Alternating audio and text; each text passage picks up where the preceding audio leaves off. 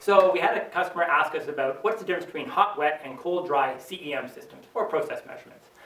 This is actually quite a common question that we get. The reason we have cold, dry instruments, which means you have gas, hot, wet gas going up a stack. You're going to draw a sample out from the stack and you're going to bring it into what we call a chiller. You're going to cool the gas down to 5 degrees Celsius, so you knock out all the moisture.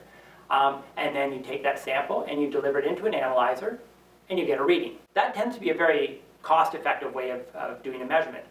And people ask, well, how come you don't do that all the time? Well, cold-dry works for non-soluble measuring gases like CO, CO2, and O2, which means as you condense out the liquid, you don't lose CO, CO2, or O2.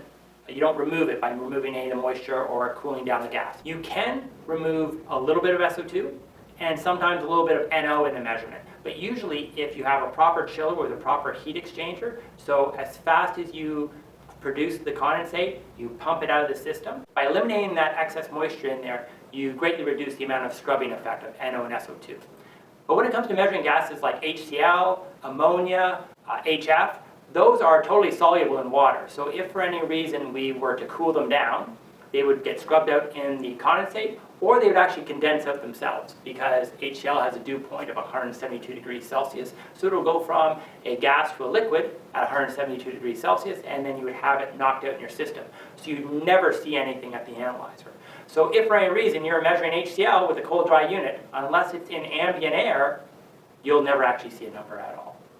So that's where we go to hot wet. Hot wet, basically we keep the gas at the same temperature it is when it leaves the stack through the entire measurement bench. So every component along the way is heated above the dew point of the gas, whether that is 180, 185, 190, or 200 degrees Celsius. And what that allows us to do is we keep all the gases intact and allows us to measure some of those high dew point gases. Well, then how come everyone doesn't do hot wet? Hot wet tends to be more money because all the components have to be heated. And also, if you're not measuring HCl or ammonia or HF, it doesn't necessarily make economic sense to measure them hot wet, but you can.